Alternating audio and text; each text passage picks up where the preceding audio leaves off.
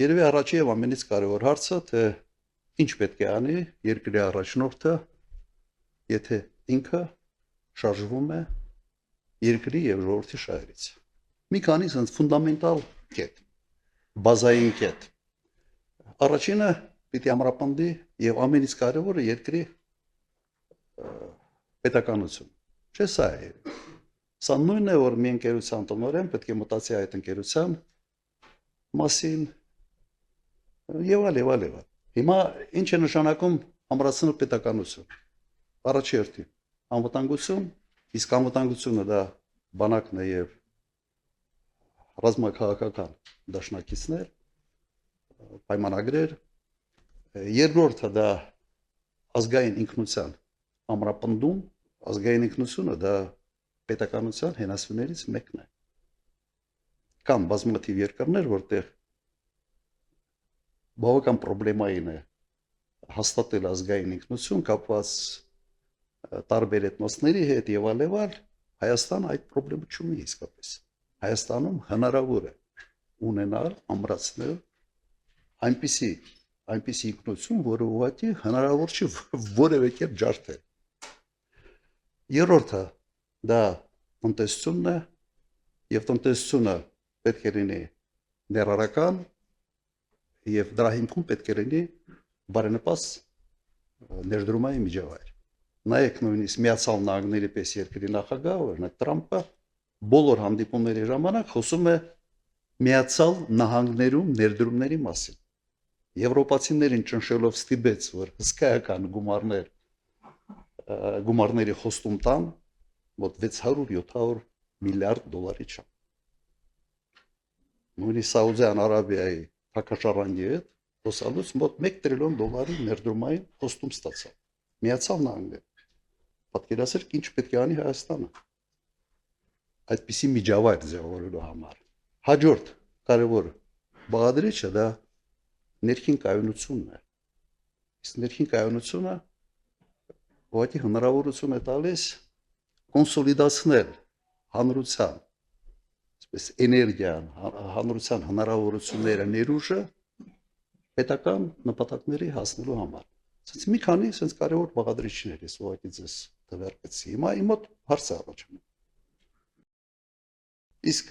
ինչ է արվում այսօր Հայաստանում այդ կարևոր բաղադրիչների վերաբերյալ։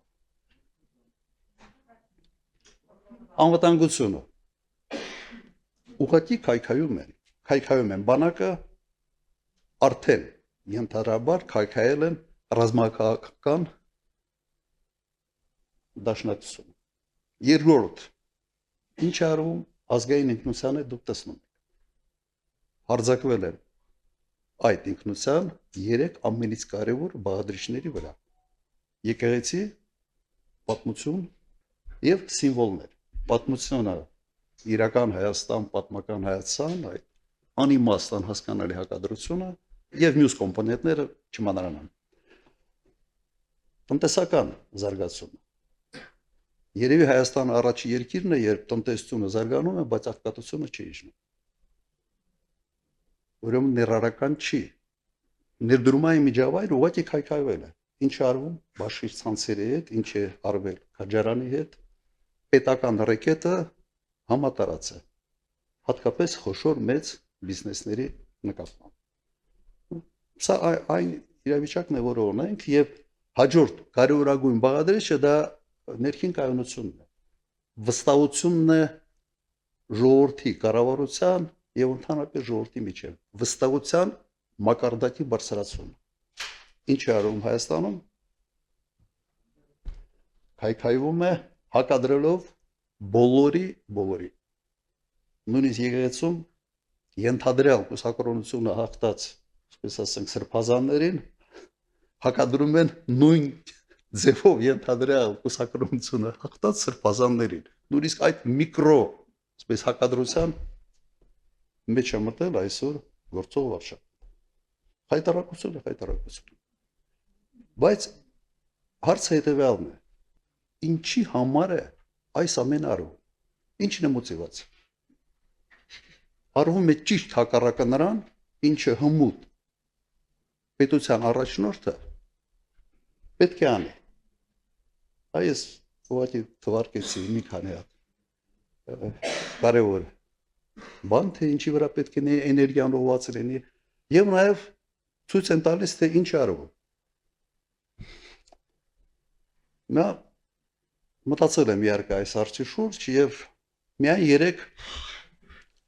տարբերակ է իհայտ տալիս։ Առաջինը, եթե երկրի առաջնորդը գործակալ է, երկրորդ տարբերակը, եթե երկրի առաջնորդը տգետ է եւ մեծամիտ, եւ երրորդ առաջարկը անում է մտածված եւ միտումնավոր։ Ուրեմն պետք է փնտրենք շարժ ժառիթներ, թե ինչի համար է սա արվում։ Այս փորձում եմ sense parts սխեմայով, parts կոնստրուկցիա կառուցելով մենք փորձենք հասկանալ, թե ինչ է կատարվում։ Հիմա հերթով գործակալ լինելը ամբողջությամբ բացատրում է, թե ինչի համար է սա արվում։ Բայց ես փաստեր չունեմ եւ ունեմ մեկ բանաձև, որ եթե Հայաստանի Հանրապետության վարչապետը լիներ Թուրքիայի գործակալ, կաներ ճիշտ այն քայլերը, որոնք այսօր արվում են։ Բայց ես փաստեր չունեմ, սա իհարկե ենթադրություն է։ Թեկուզ վերջերս հենց Փաշինյանի կողմից նշանակված նախարարը հայտարարեց, որ ինքը փաստեր ունի եւ շուտով կհրապարակի։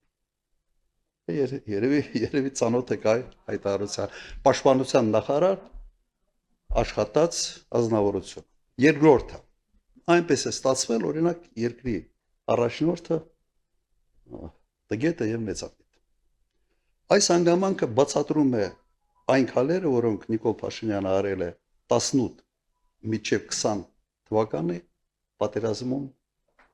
պարտություն։ Իսկապես բացատրվում է տգետության եւ մեծամտության։ Բայց չի բացատրում այն, ինչ կատարվեց դրանից հետո։ Եվ երրորդ տարբերակը արվում է միտումնավոր, պլանավորված եւ փորձենք վերլուծել արդեն այս երրորդ տարբերակը։ Նայեք, ես պետք է ասեմ, որ լինում են դեպքեր, հաճախ չեն լինում, շատ քիչ են լինում, երբ երկրի առաջնորդի ազնական շահերը չեն համընկնում կամ հակադրվում են երկրի իրական շահերին։ Պատմությունը գիտի նման դեպքեր։ Հիմա փորձենք հասկանալ, միգուցե հենց այս դեպքն է այսօր Հայաստանի Հանրապետությունում։ Ես բերեմ մի քանի օրինակ, որոնք ակնհայտ ցույց են տալիս, որ երկրի առաջնորդը պատրաստ է ի հակադրվելով երկրի շահերին առաջ մղել իր ազնական շահերը։ Առաջինը 44 օրյա պատերազմի ժամանակ հոկտեմբերի 18 առաջարկը կանգնեցնել պատերազմը, որը մերժվեց վարչապետի կողմից։ Երկրի շահերից է բխում անկասկած օր առաջ կանգնեցնել այդ պատերազմը։ Պատերազմը չի կանգնեցրել մեկ պատճառով, որ իրեն դավաճան չասեն։ Երկրորդ դեպքը անմիջապես պարտվելուց հետո երկրի շահերից է բխում, որ պարտված ղեկավարը հրաժարական տա, հնարավորություն տա, պես մաքրվել է պարտությունից եւ նոր առաջնորդ փորձի վերանորոգել այն խնդիրները, որոնք ծանրացել են երկրի վրա պարտության հետ կապված։ Չի արել։ Արդյունքում ազնվեց Գորիս Կապան ճանապարհը, Շորնուխի կեսը եւ այլ չթվարկեմ։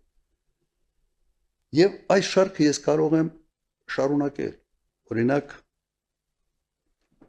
երբ ճանաչվեց Պրահայում Արցախ-Ադրբեջանի կազմում, բխում էր դա Հայաստանի շերտի երկը չեն բխում։ Հիմա փորձենք հասկանալ, ինչի է այս քայլերը արվում։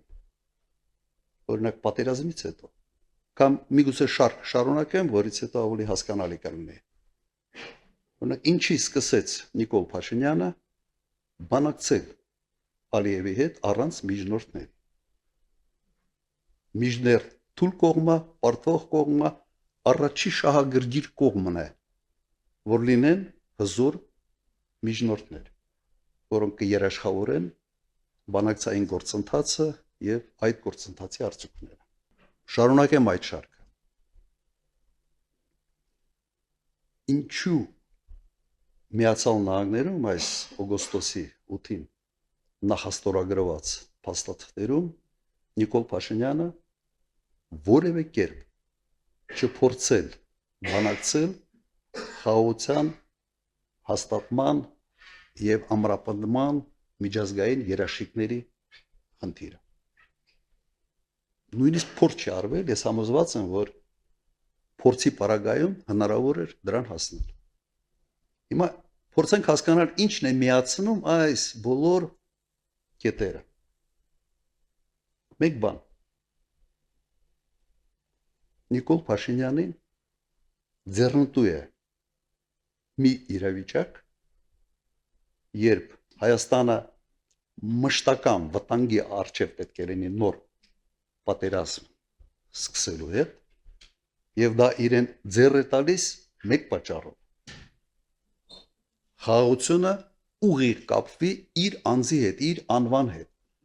այլ ոչ թե ամուր միջազգային երաշխիքների հետ։ Իրեն ուղղակի պետք էր օդի ջրի պես,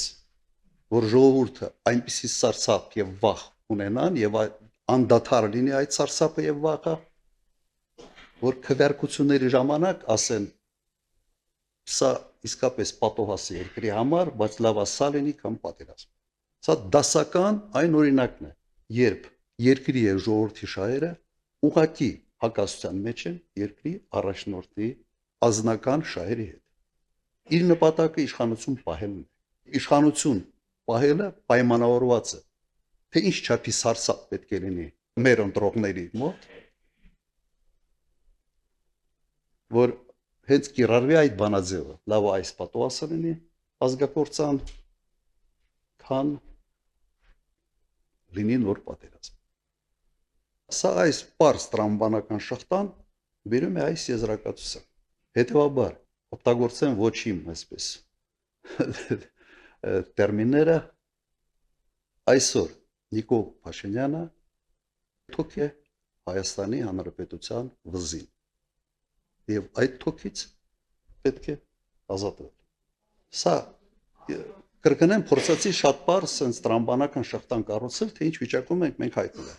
Ունիկալ վիճակ է։ Եվ ամբողջ հույսը կրկնեմ նրա վրա է, որ միամիտ քաղաքացին իսկապես այսպիսի վերլուծություններ չանելով հերթական անգամ մտածի sense երկու չարիքից, որի հետևից է ինքը գնում։ Մեր առաջարկը եւ մեր մոտեցումը հետեւյալն է. պետական շահերը առաջի տեղում, ժողովրդի շահերը առաջի տեղում եւ երբեք որևէ առաջնորդ չպետք է իր շահերը որևէ կերպ գերադասի ժողովրդի եւ պետականության շահերը։ Այլ կերպ ոքի չի կարող լինել, այլ կերպ նշանակում է մեկ բան. մենք կործանում ենք մեր հայրենիքը։